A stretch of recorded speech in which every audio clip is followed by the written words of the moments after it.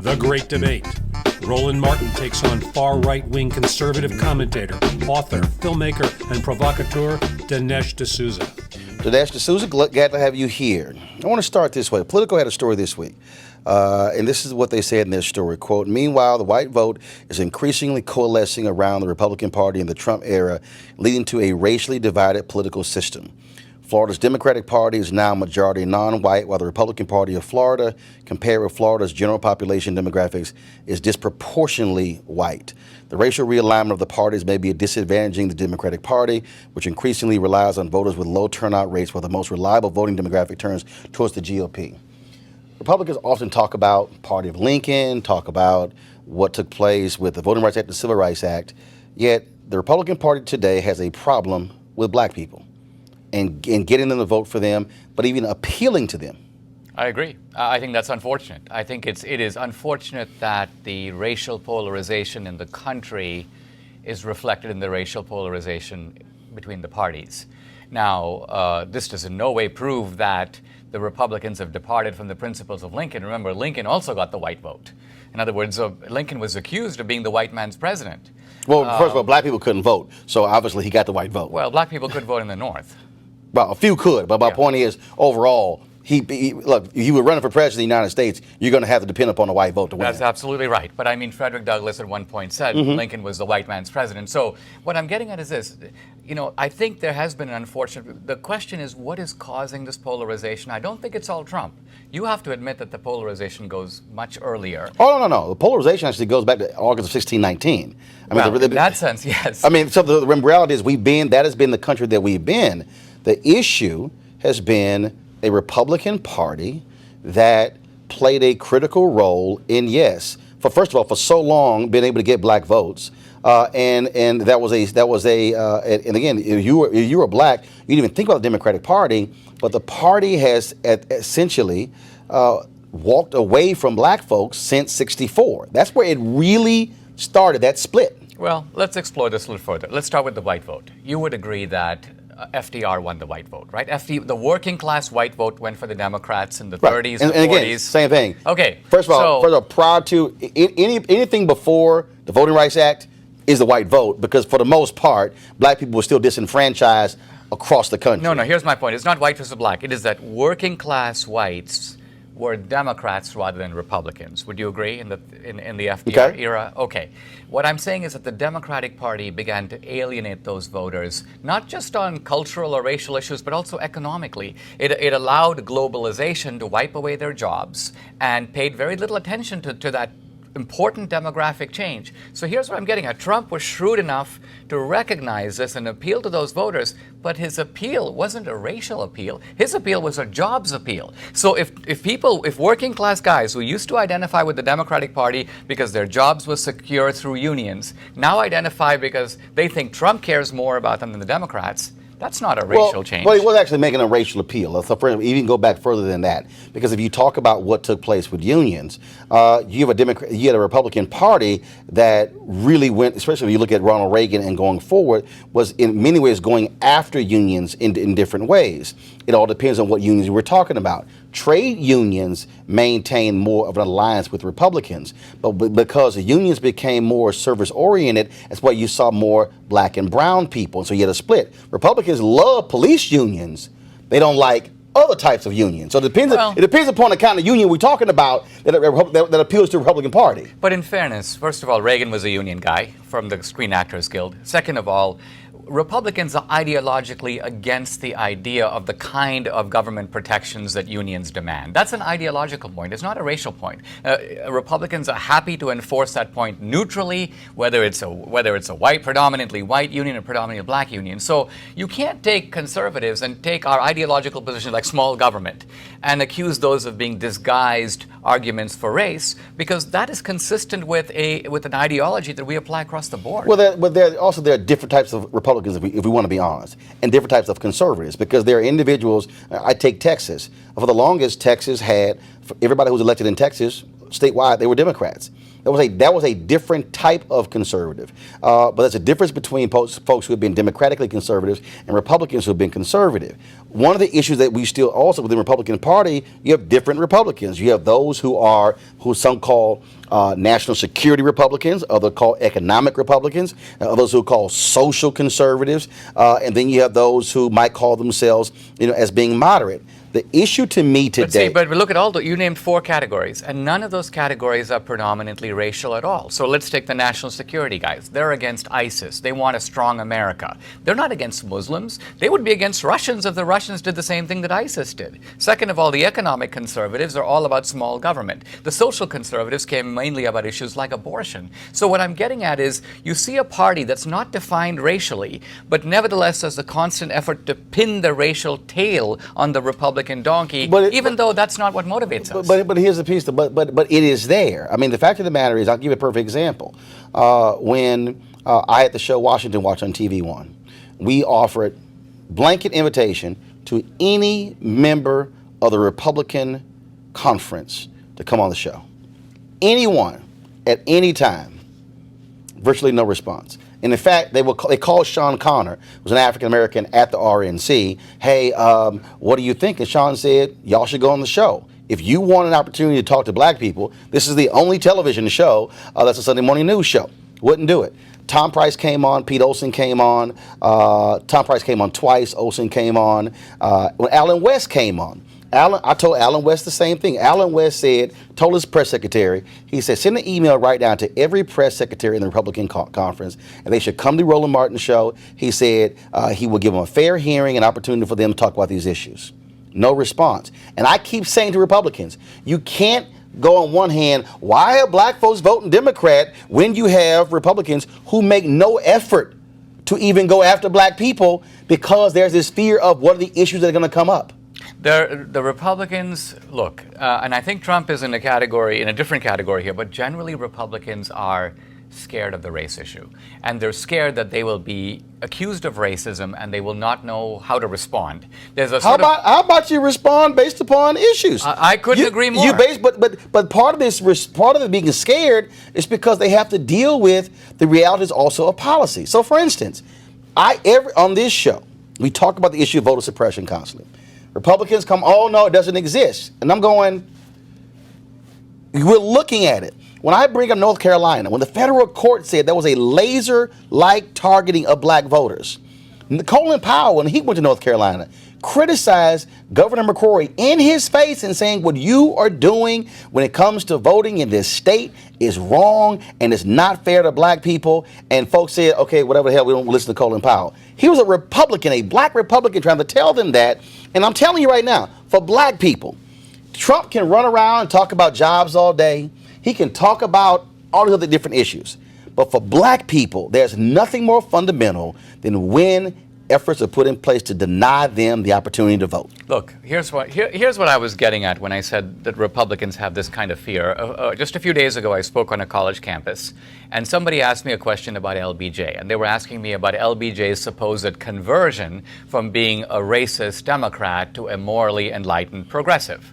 And I said, in my opinion, this conversion was highly suspect because there was very strong evidence that well into the 60s, in fact, post the 1964 Civil Rights Act, Johnson was regularly using the N-word. And I cited Robert Caro, I cited Doris Kearns Goodwin, I cited Barbara Dallek. Yeah, we got it. Okay, so the moment I said that, there were on a number of left-wing websites, Dinesh uses the N-word. And I'm like, I use the N-word. I'm actually accusing LBJ of speaking like that and quoting him and citing the historians who have pointed this out. But see, my point is, because I'm not a white guy, that attack doesn't stick.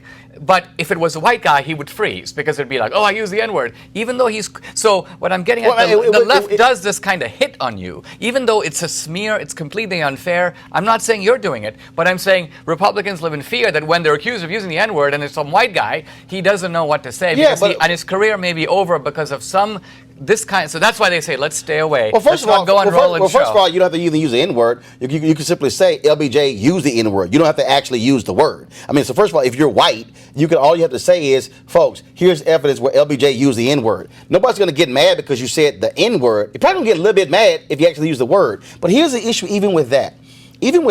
Republicans bring that up, but there's no denying where LBJ was on driving through those policies, how they would impact black people. Of course, the argument first of all, there were a whole bunch of white folks who used the N-word because that was just a common thing for them.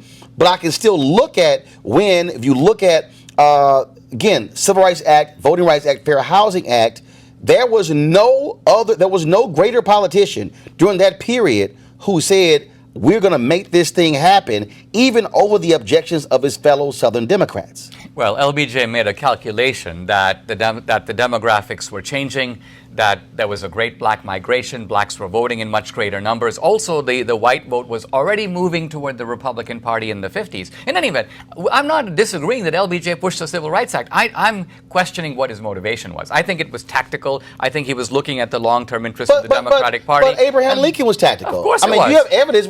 Abraham Lincoln literally said, if I can save the Union and slavery exists, fine. If I can save the Union and then get rid of slavery, fine. My goal is to save the Union. There's documented evidence of LBJ's feelings about black people, about slaves. And so there's always a motivation for a politician. The question is the end result of what they did. The reality is, with all the motivation of Lincoln, which of course Lerone Bennett laid out in his book Before the Mayflower, and all those different issues about Lincoln, the reality is Lincoln still signed the Emancipation Proclamation, which freed the free slaves in the territories that were involved in the Civil War. And then you had to still battle after that. And so you still had that issue. Same with LBJ. But the problem that I still see is this here, from a Republican Party. When I use the phrase, they're scared of black people, I'm telling you, black Republicans, who I've known all my life, it drives them crazy when their own party, they won't even listen to them. And they're sitting here going, guys, you will never get black people to listen to you if you're afraid to even walk into the room and sit and talk with them. Well, here's a profound exception to your rule, and that you may be surprised to hear is Trump. I mean, I don't know if Rasmussen is correct in saying that Trump's support among African Americans is 40%. Let's say that they're overcounting. Let's say it's 30%. Republicans normally have trouble, as you know, getting 10%. So a 30% would suggest that here you have a guy who doesn't have that fear. And here you have a guy who actually does have the fear. I don't think he does. Actually, he does. I've been at the table with him twice. You look at all the rallies he does, you're not seeing him doing rallies where there are black people. He won't, no, this is a fact. And I've been trying he won't sit down with black media.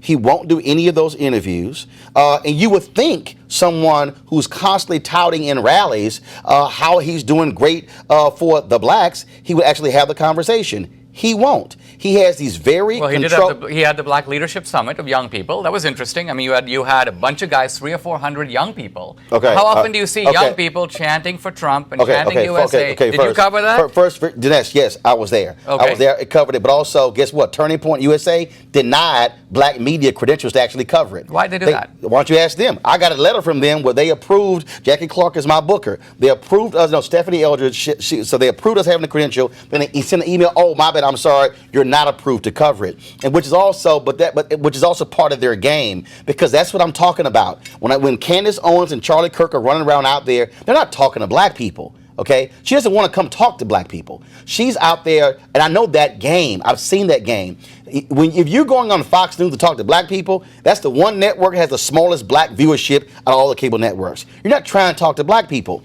Donald Trump as well doesn't want to have those conversations. I've sat there twice in the White House. As a part of the anchors asking him questions. And these are the issues. What they want to do is, and this is the problem for Republicans, for white Republicans, they want to have conversations with black people on their terms.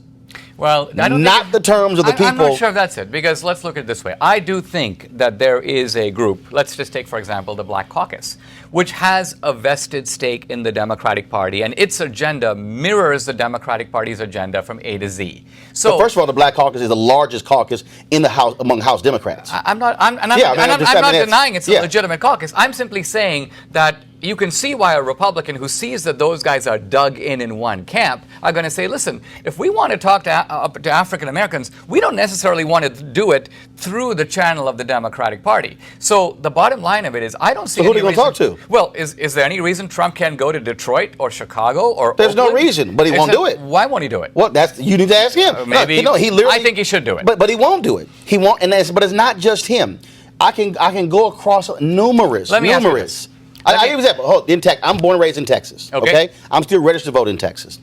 Ted Cruz sent out an email, a tweet, where he was critical of Beto O'Rourke, some statements that he made about police brutality when he was speaking at a black church.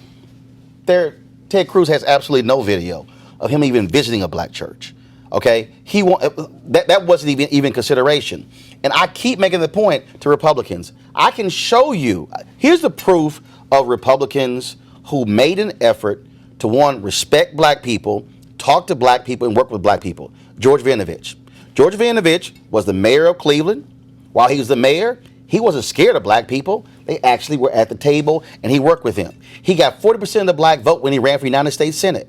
And then, when he ran for governor. Significant black support. Significant black support when he ran for U.S. Senate. Why? Because George Vinovich wasn't scared of black people. He actually sat down, talked to them, worked with them. That's the difference. The reason there's this schism between Republican Party and black people is that white Republicans across the board do not want to engage black people on issues that they care about. They want to say, hey, here are two issues that we got, and that's good enough. Well, now, there is another side to this that is a little bit firm but needs to be brought up. And that is that it is always a danger for any group to put all its eggs in one basket. So, for example, let's take the African American vote. If the African American vote is 90% in the Democratic bag, right? A Republican's going to say, look, I'm only competing for 9 or 10%. Maybe I can push it up to 12. Hold on. But ask why. I agree. Right. But ask why 90%. This is very simple. Okay. And I'll just this. I'm gonna just use an example that all of us can understand. You and I in high school. There's a woman. We want to ask her to go to the prom. You don't even talk to her. You don't even look at her. You don't even wave at her. But I do. Oh, your example doesn't work. No, here's the deal. If you don't even make the attempt, you're never going to get somebody. Right. If you don't even say hello to them, okay. if you don't even meet with them, and black people are smart enough to go, wait a minute. If you don't even come by, if you don't even talk to me, you don't even engage me, you're never going to get that person's vote, because you don't exist to them. I know, but that mistakes the cause and the effect. Let me explain what I'm talking about. I've only seen it my whole life. Right, but you're acting as if blacks aren't voting for Republicans because Republicans aren't courting them more. There's a grain of truth in that, but the deeper thing is this. The black vote moved from the Republican Party, where it had been for 40 years, going back to Lincoln's days. Longer than that. It moved to the Democratic Party in the 30s. Well, it was moving there. And that also was because of Herbert Hoover and the Lily White movement in 1928, when you had white Republicans who were aligning with Southern Democrats with that Lily White movement. But even then, even in 1928, Ida B. Wells was still campaigning on behalf of Herbert Hoover, and Claude Barnett was saying, wait a minute, what's going on here? Of course, FDR comes in, but even Eisenhower got a significant percentage of the black vote. As did Nixon. Same thing. But so when you say the numbers, basically Republicans, where Democrats are today with the black vote, that's where Republicans used to be. Correct. And what I'm saying is that the bulk of that shift, about 2/3 of it, occurred in the 30s. See, Herbert Hoover got 2/3 of the black vote in 32. But FDR got 2/3 in 36. So that shift was not because of race. That shift was really because of the New Deal. It was a combination. Okay, but I'm trying to get you to understand, Dinesh, it was a combination of both, because there were numerous black leaders who would you deny? But would you deny in the 30s the Democratic Party was the party of segregation and the Ku Klux Klan? Of course it was. But guess what? White America was racist.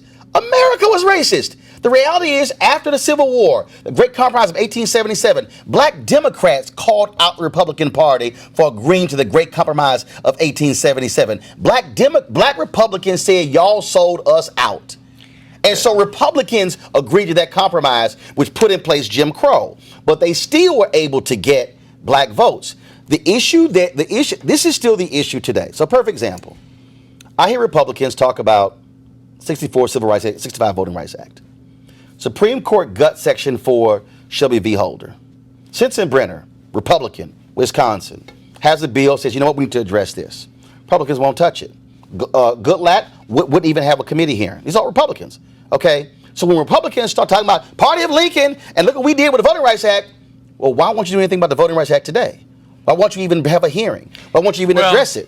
Because there's a lot of, it's like the immigration debate. The reason that, look, you're asking a different question. Why has there been a breakdown of the traditional types of compromise that parties can make? So, for example. No, that wasn't the question I asked. No. That wasn't the question I asked. But that's the correct question. I'll tell you why. No, the question I asked was, if the Republicans tout Lincoln and tout their support for the 65 Voting Rights Act, why won't Republicans today deal with the Voting Rights Act in Section 4 being gutted in Shelby v. Holder?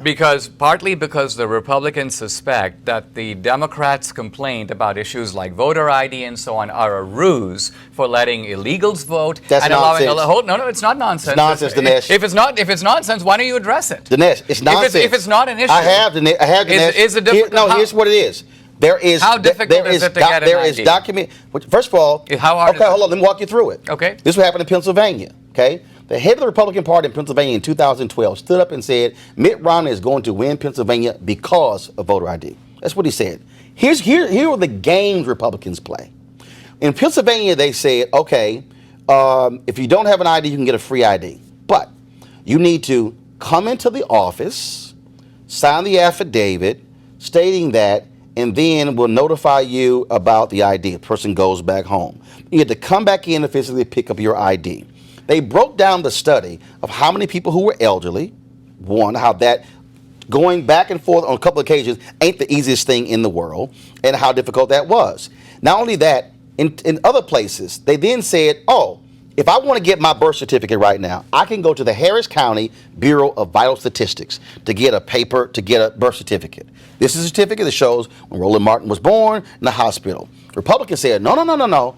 You need to get the one with the raised seal. Now, even though this is an official state document, they then said, no, have the raised seal. You had some folks who were married 50, 60 years ago. You got to have your marriage certificate.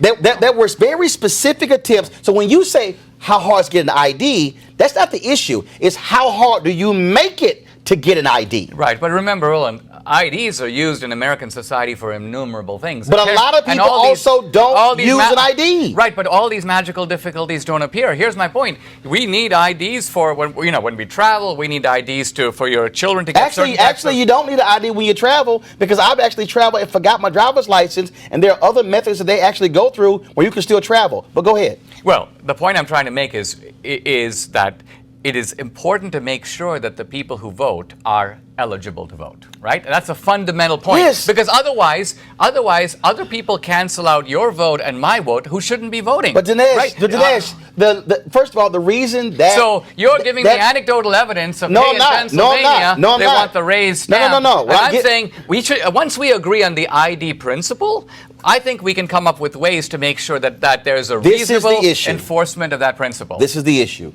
As long as you have Republicans who are systematically creating ways to limit folks from voting, that's the problem. You have a situation in Texas. In Texas, nearly 1 million folks were disenfranchised because of Texas voter ID law. 5 federal judges said discriminatory intent. 5. Okay, my home state, North Carolina. The federal judges looked and said they have the emails where Republicans in North Carolina said, "Get me the information when black people are voting early in North Carolina." Got it to them, and they said 70% of black folks are voting in the first week. Okay, we're going to limit early voting locations in the first week to just one early voting location. They literally devise methods to deny folks from voting to make it harder. We know in Wisconsin, when the voter ID in 2016 was approved by the Obama Department of Justice, a federal judge called in Governor Scott Walker's office and said, "Why are y'all dragging your feet on the issuing of voter IDs?" So even though there was a voter ID that was approved, then they were slow in getting it out. And the federal judge said, "What the hell is going on?" Studies show that upwards of 200,000 people, not just black people, but elderly white folks, were impacted by them dragging their feet on voter ID. The point is this here. And I'm telling you, the one fundamental issue that will always get in the way of black folks even listen to the Republican Party is as long as they are putting in place things that are making it harder for folks to vote, and it's precision like targeting, black folks will say, "I'm not going to deal with you." And that's a fact, Dinesh, that even black Republicans are trying to tell their own party, y'all need to stop this. This is not making our job easy. Frankly, Roland, you are raising an issue that I'm not fully knowledgeable about. And so I'm trying to be sympathetic. Dude, I'm trying to think out loud. But I will say this. I've lived it. Yeah, I will say this. I think that the issues you're raising are quite legitimate. But I will say this. I think that where Trump needs to go is he needs to offer genuine ladders of opportunity where there is Democrat-created dependency. In other words... What does that mean? Well, here's what that means. That means that... What's Democratic dependency? Democratic dependency is that you have whole areas of this country in which there is a lack of jobs, there's terrible education, there's a lack of opportunity. Okay, stop right there. True or false? Why is that? Why is that? That is basically because the Democratic Party has created a system, essentially a culture. Remember, these are one-party states. A lot of these inner cities, not to mention the Latino barrios, not to mention Native American reservations, they harvest 90% of the vote for the Democratic Party. So the Democratic Party has these voters where they want them. You have to admit that if these places were transformed, if there was entrepreneurship, Starbucks, new initiatives, jobs, then these voters go up for grabs. Hold on. Did you just completely, literally leave out 399 years? I'm talking. I'm talking about. Are you telling me that? Are you telling me that with trillions of dollars being spent on Oakland, St. Louis, Detroit, that there is no way to produce better results than we've seen? These are places that are as badly off as they are since 1968. But see, this is. It's not 1699. No. This is the mistake again that you're making. That you're not looking at. First and foremost, if you go from August of 1619 to 245 years of slavery and 10 to 12 years of Reconstruction, and then, of course, Jim Crow comes in 1877, and that thing extends to 1968, let's say 1970, the passage of the Fair Housing Act and all those different things like this. This is 2018. If you use 1970 as your barometer, we're only talking about black folks being technically fully free Americans for 48 years. Next week, November 14th, I'm 50, which means I was born into an America that I was not technically a fully free American. I have met individuals who were the first African Americans. I met a guy at the Treasury Department for an event. He was the first black person to ever work at a bank in the entire state of Louisiana. He's hired in '68. The first wave of African Americans hired in Wall Street, 1971, 72. What I'm talking about here is we've had a nation that has frozen folks out of economic opportunities for centuries. And then what then happens is people go, oh my goodness, what happens? You talk about wealth creation. You talk about all of that. The reality is the highest point of black home ownership ever was 60.4%. We saw during, of course, the recession beginning in 2007, 53% of black wealth wiped out. When you look at these cities, what people don't want to say is, okay, what created these cities? How did redlining create these cities? How did impacting folks and compacting them in districts create these sort of pockets? See, that's the deal. Every time Trump talks about Chicago, he doesn't want to deal with the economics of Chicago or the education of Chicago. He only wants to talk about the law enforcement of Chicago. And that's the piece that he doesn't. And I've questioned him at the table, and he doesn't have an answer. Right, but I would say in Chicago, as in these other cities, educational spending has risen astronomically. It has risen by leaps and bounds, and the schools haven't gotten better. And yet I don't see Jesse Jackson out there protesting at the schools, demanding the superintendents resign. I don't see efforts to transform the schools. Dinesh, have you been to Chicago? I have. Okay, when you say you don't see it, he's done that. No, Dinesh, but he's not. Dinesh, I lived in Chicago for 6 years. I covered it. I ran the Chicago Defender at a radio show on WVON. What you just said is not true. I have literally seen it. Jesse Jackson is a particular high school in Chicago, when one of the schools where he visited, where they had a school pool, no water in it, dilapidated, and where he went to Arnie Duncan and said, how in the hell you got a school that this is dilapidated? This needs to be repaired. He's done that. He's done that. And so what you're saying he hasn't done, he's actually done. No, I'm not saying that. I'm saying that the Democratic Party runs Chicago, right? If they wanted to fix the schools, are you telling me they're incompetent? They don't know how to do it? Oh, I'm telling you exactly. First of all, let's deal with Chicago. Harold Washington ran for mayor in 1983, and when he went to the north side of Chicago, he campaigned with Walter Mondale, and their cars were pelted by eggs because white folks in Chicago said, we don't want you. We don't want this black man to be mayor. See. I know all that. No. Hold it, Dinesh. But this is what you're missing out on. So you keep saying Democrats. I keep telling you white.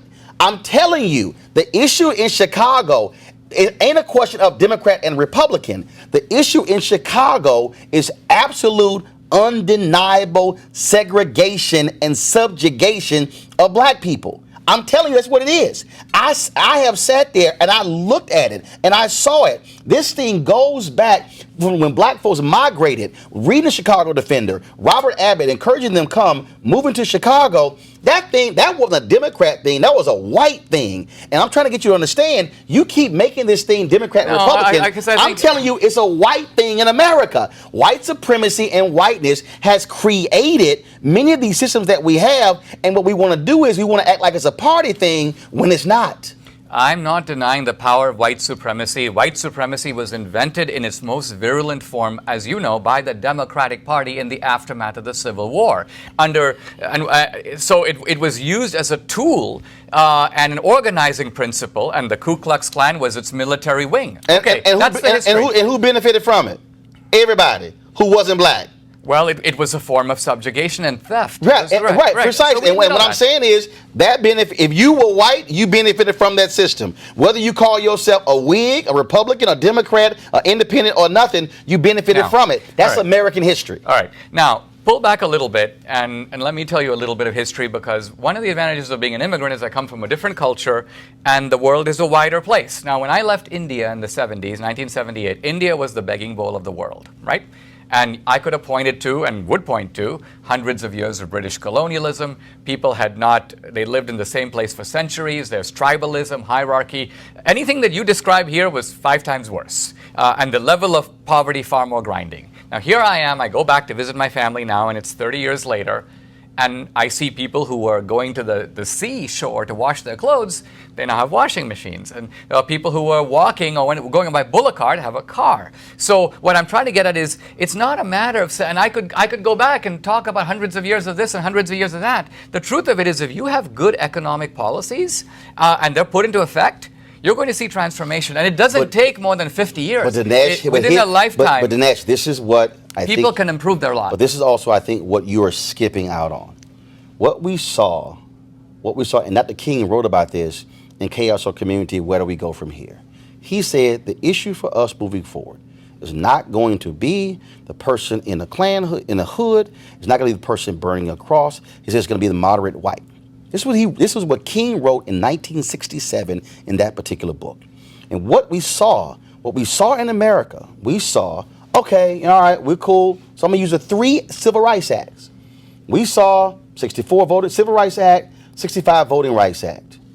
But when it came to housing, Republicans and Democrats, well, hold up. Now y'all going too far because you're trying to live with us. The Fair Housing Act was filibustered. And it was a combination of Democrats and Republicans who filibustered that from 60 all those years. It was broken, finally broken, with Senator Edward Brooke, African-American, Republican of Massachusetts. Right. They broke it in early 1968. It was still filibustered in the House by Republicans and Democrats. The only reason the Fair Housing Act was even signed into law is because King gets killed on April 4th, assassinated, murdered. And on April 5th, LBJ sends a letter and said the best way to honor his life is to pass the very bill that he fought for. They were going to still fight that, because so here's what happened. Because you had Democrats and Republicans who were like, look, we gave y'all the right to vote. Okay, fine, you can go to hotels. You're not trying to live next to us. And that speaks to where America was. And then what then happens? Our neighborhoods is there where you had so much impacted poverty. But you also had where programs were working, but you had the rebel of white middle-class voters who say, wait a minute, why is my money going to these poor folks? When it wasn't going to poor black people, it was going to broke white people. I mean, when we talk about how do you transform, Republicans love talking about inner cities and how bad they are. Man, I'm from Texas. I can go show you some broke-ass rural city places that are filled with white people, and they vote Republican, and they still look the same, and nothing is happening. And so what I'm trying to argue is, if you keep making the argument that these programs are about black people in inner cities and Democrats, I'm not saying man, that. I'm telling you, in America is you broke, you're not broke, but race has been at the core of so much of our economic policy, our political policy, our social policy, and we can't deny it. And I don't deny it, but I also do think that there is a possibility of getting frozen in the past. And here's what I mean. You take a guy today, in the past, racism serves a function, and racism is going to be powerful when it's useful to people. So, for example, we all know why racism was powerful under slavery, because it sanctioned a system of theft. You work, I eat. Okay, so that's why it worked. Under segregation and Jim Crow, racism was a form of oppression, sharecropping, ways of exploiting the guy at the bottom. Now, what I'm getting at but also still using police to enforce that as well. Why? Well, here's what I'm saying. Today, you have a white guy who doesn't have a job. Throwing folks in jail specifically, throwing folks in jail in a pillager system specifically to provide free labor to those very companies that also grow America, and it was still a free system. All I'm saying is, you look at the working class white guys who are voting for Trump.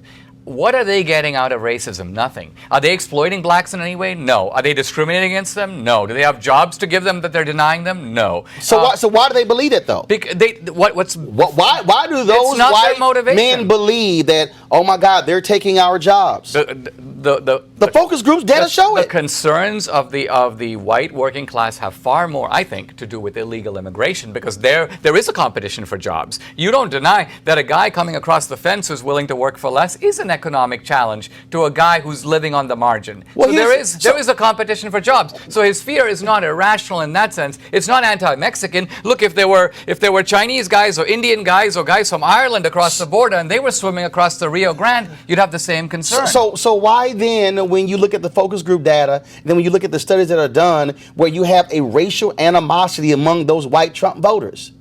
That exists. The days after the election, Thomas Etzel writes to the New York Times. I've seen all that. No, but that exists. There is this whole view. There's this white fear that folks are gripped in. And see, here's the mistake that we keep making. And again, I go back to what King wrote.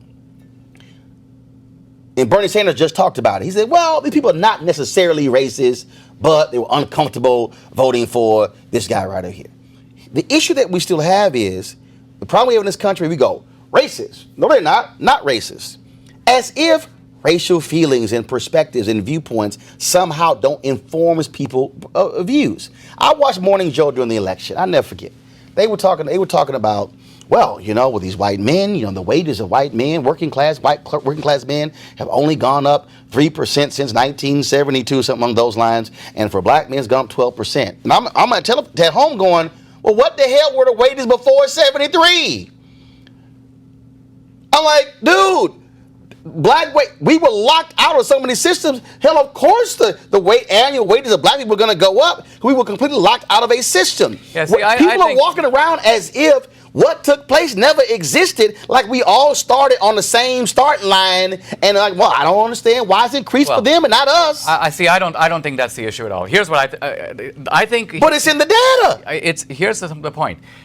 When a group experiences downward mobility, they blame somebody. Their situation, that's not supposed to happen in America. Very few groups have seen this. Very few groups have actually been going like this and then like that. Now, there are people who are stagnant and there are people who move up, but this downward mobility is even more traumatic when other people are going up. So the white working class is looking around and seeing that we've seen enormous American prosperity. I mean, when I came to America, the Dow Jones Industrial Average was, I don't even remember what it was, but it was in the hundreds. Okay, but 20,000. But here's right there. And this is the thing, and those white working class folks should realize. The Dow's not about them. First of all, half of America doesn't even invest in the stock market. Okay? That is not about them. Okay, it's not even close to it. I'm using the stock market as simply a metaphor because it represents all the companies. So it reflects the state of the economy. But the problem with that, it's not your investment in the stock market. But the problem with that is that we go, oh, see, we're doing better. No. They are doing better. You're not doing better. When you look at what has happened in this country, we saw with the carrier workers. Trump came in, I'm going to save your jobs. Okay, they gave some quick tax credits that lasted 6 months. And Kerry said, we're out of here. Automation is what's killing them. The issue that we're having with many of these people who are living in the middle parts of the country, where it's 90+% white, okay, they actually think we're going to go back to old America. They think, oh yeah, that one company is going to come back, it's going to supply this entire town with jobs, it's going to feed the general store and the restaurants and the coffee shop. That ain't happening. And they're sitting there going, oh, but Trump told me it's going to happen. It ain't happening. Well, when's the last time you went to a bank? Well, I go to the bank. Okay, I haven't walked to the bank in I don't know how long. I know. How many jobs have we lost because of that? Because of technology? How many jobs have we lost because of automation? You have immigration, you have globalization, which is to say free trade, and you have technology. And that's a perfect storm. You have 3 gale force winds that have been blowing against, wiping out whole industries. And the Chamber of Commerce that loves the Republican Party, they don't mind globalization, they don't mind trade, they love... And wouldn't you agree that the Democratic Party has not offered a serious alternative on any of these 3? On what? Globalization, what's their solution? Here's the deal. Trade. You have two parties. Let me go back to this. So until Trump started addressing all those 3 issues, Trump addresses globalization, he addresses immigration, he addresses trade. So if you're a working class guy, I agree, you're not going to get the country's store back. But if you want one guy in the entire landscape of American politics who's actually talking about the 3 things that have wiped out your job, in a sense, destroyed your community, undermined even the cohesive bonds of family, and if there's one guy who at least seems to understand, it's Donald J. Trump. So why do those people then still hold racial animosity against black people? I think, unfortunately, some of the blame I lay at the feet of Obama. How? Because I think that Obama used, in an Alinskyite way, racial polarization as a tactic. How? Give me an example. Well, in Obama's case, there was no ever a direct attempt to address these African Americans. I never saw Obama in the inner city. I never saw him actually talking about those issues. But what he would do is he would look for incidents. The Ferguson riots, for example, were really good. Before you go there, you say I didn't see him in these inner cities. You do know he was a black man, right? I'm not saying he never. No. Let me walk you through it. I do know. You do know he's a black man. I do. And you do know, being the first black president, you had white resentment as to, I don't. Okay, Miss PT, I'm gonna talk to you as being a black man. When you're a black man in a white America, what happens is there's a duality that exists. There's a game that you have to play. You've got to talk a certain way, dress a certain way, act a certain way. And what happens is the things that you do in order to move forward in this society, to appease mainstream, is to operate in a certain way. So I can't talk about certain things. I can't address certain things. I can't go certain places. I'm telling you, I spent 6 years at CNN. It was the same thing. It was like, oh no, you shouldn't say that. You know what? You should sort of dress this way because that'll be. Let me ask you this. But I'm following me. For Obama, his whole deal was, and he said it. He said, I can't.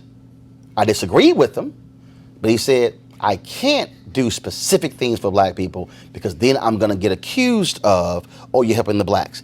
1 year into his term, 1 year in, I never forget, CBS did a poll, and it was on the Tea Party, and 25% of the Tea Party people said Obama is doing too much for black people.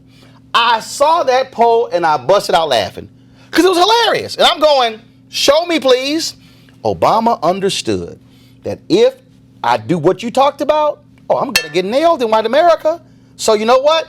I got to talk. I got to be about race neutral. I got to speak about policies that lift all boats. That was a language that he used. I understand what you're saying. And that's what happened. Look, I agree that with regard to issues like affirmative action, Obama had to tread carefully because he had to show... No, not affirmative action. No. Let me say what I'm saying. What I'm saying is that the areas that have the deepest urban blight are under the control of the Democratic Party. The mayors are Democratic, the city officials... Or the governors. The governors are Democratic. The governors are the whole state. But I'm just saying... Yeah, but the governor's still over that area. The governor oversees the whole state, I agree. But I'm just saying there's a whole educational establishment. But you can't. See again. Here's what I'm saying. Obama had.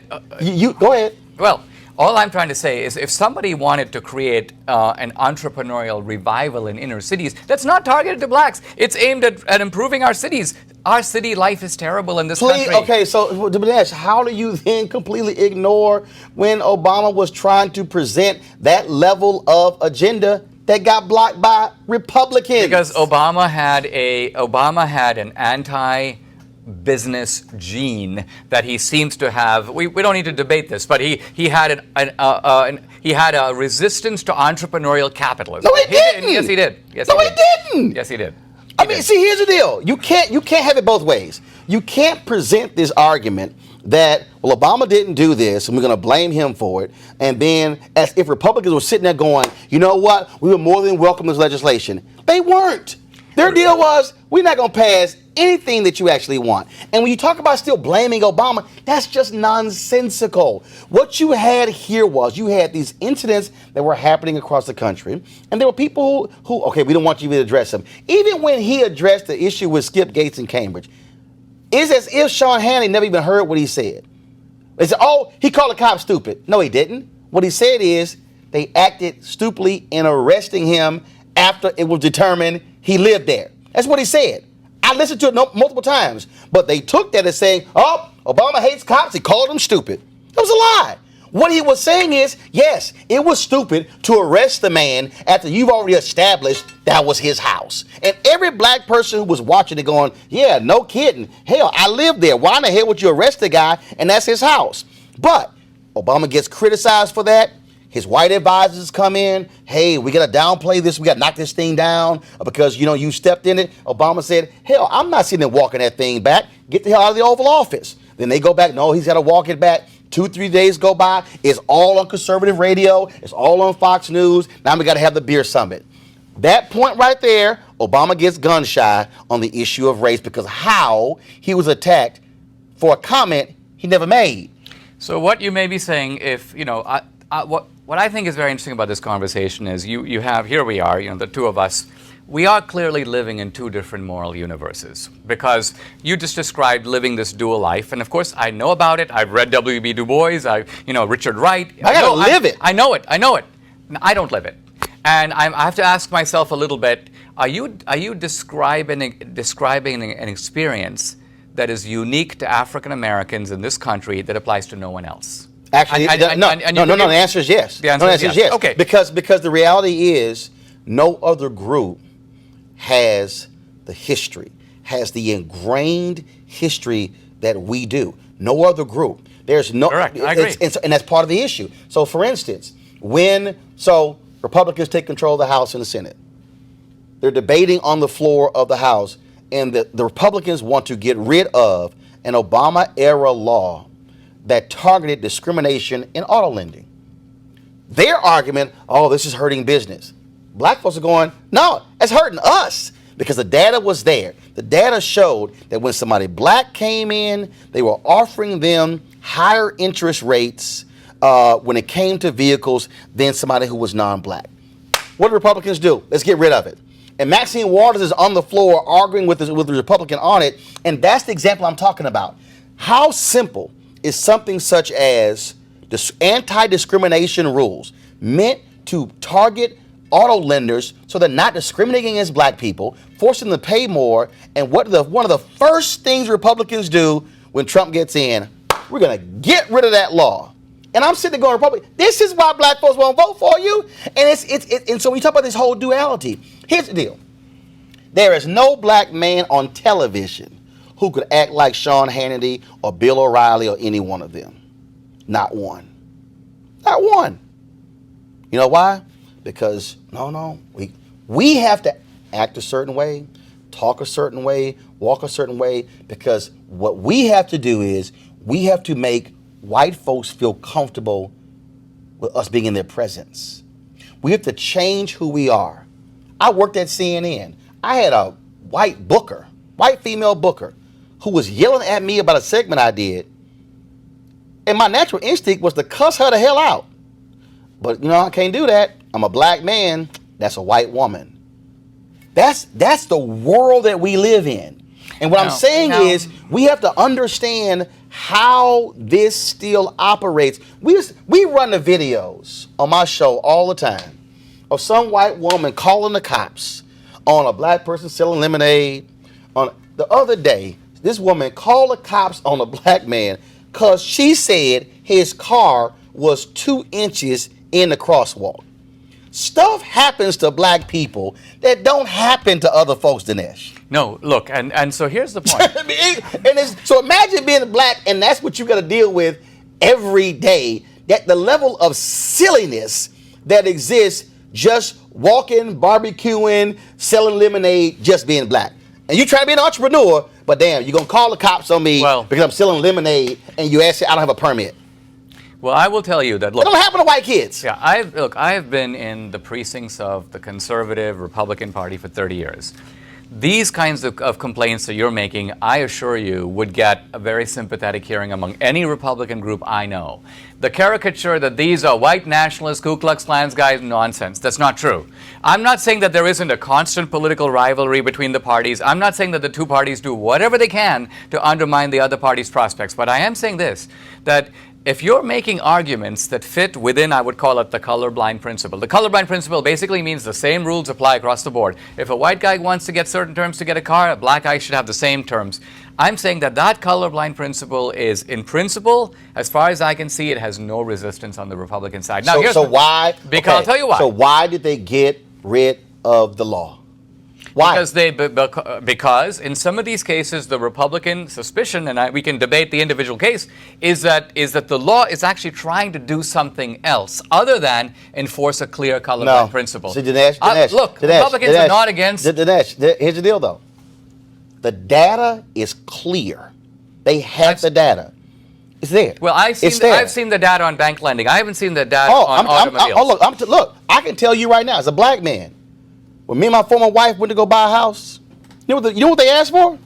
They saw our income, and they said, can y'all bring in deposit slips? I said, hell no. There's nothing here that says I have to bring in deposit slips to prove my income. That says direct deposit slips. I'm telling you what this experience is like. And what I'm saying is, that's why I kept saying technically fully free. There was a black woman who sued the VA in Virginia. Credentials, perfect, you name it. She goes in, applies for the job, all the education, and they went, when the interview was over, we don't like her cornrows. They didn't like her cornrows. She sues, she wins. Taxpayers got to foot that bill because of that. And that is a part of the black experience in America. And what I'm saying is, you said it would get a sympathetic ear from Republicans. Yeah. What Republicans, but you're gonna have to prove it, because I'm telling you right now, there were a group of black Republicans in Illinois when I lived there. They had a meeting with the Republican Party in Illinois, and they came with their charts and everything showing what we can do when it comes to trying to get black votes. Great presentation. This is the first question when they got done. Guys, we are not going to support welfare. The black Republicans went, who the hell even brought up welfare? That literally was the first thing they said. What I'm saying to you is that as long as Republicans don't sit down with black people, don't talk to black people, don't communicate with black people, don't do black media, they will never get black votes, and they will never understand, and that resistance to that leads to black folks saying, we want no part of you because you won't even talk to us. And I am living proof. And the last example I'll give you, Mitch McConnell, when his book came out, Strauss Media was booking his radio tour. They booked him on the Tom Joyner Morning Show. Largest urban morning show in America, 8 million listeners. They were like, they called back, Roland's gonna be doing the interview? Yes, he'll do the interview. What is he gonna ask them? He's gonna ask him about the damn book. And obviously, the news of the day. No, we're gonna go ahead and cancel. Why are you afraid to come on a show with 8 million? Because you're afraid to actually get asked a couple of fair and tough questions? He was the majority leader. I frankly don't. It's nonsensical. It makes no sense to me, because I think that the Republican philosophy today is exactly the same as it was in Lincoln's day. It's the philosophy of the self-made man. It's the philosophy of a guy who starts at the bottom. Well, they sure don't act like it. No, they do act like it. But what you're saying is that they are inattentive to a unique experience of African Americans that's not, because, look, the Republican message gets through to a lot of people. You're just saying that blacks are a special case. Now, I'm saying if you have a special case. No, what I'm telling you is, when I look at that, when I see that the North Carolina Republican Party specifically targeted black people when it came to voting, they have the proof. It's sitting right there. What I'm telling you is, I am living proof. I have had the only national television show that speaks to African Americans for the last 9 years. Three white Republicans, one Latino Republican, only because he's a Texas A&M graduate, Bill Flores, and then the black Republicans come on. Senator Tim Scott came on, Michael Steele came on, Ben Carson came on. I've interviewed every major black Republican in the last 25 years. White Republicans will not come on, and you got to ask yourself, why? Why will the black Republicans come on and not the white Republicans? Why? And that's the GOP's problem. Well, it is the GOP's problem, and I think that I'd like to see Trump address it more frontally. I'd like to see him. We're still waiting on him. Yeah, but I think you have a better chance with him than you might have had with a lot of other guys who may seem more close to you ideologically. They get an invitation. They get an email every single month from me to have that sit down, and they have yet to even schedule it, and most of the time don't even respond. We'll see. We'll see. Dinesh D'Souza, appreciate it. Thanks so much. My pleasure. That's it for this special edition of Roland Martin Unfiltered, The Great Debate. Roland Martin and Dinesh D'Souza.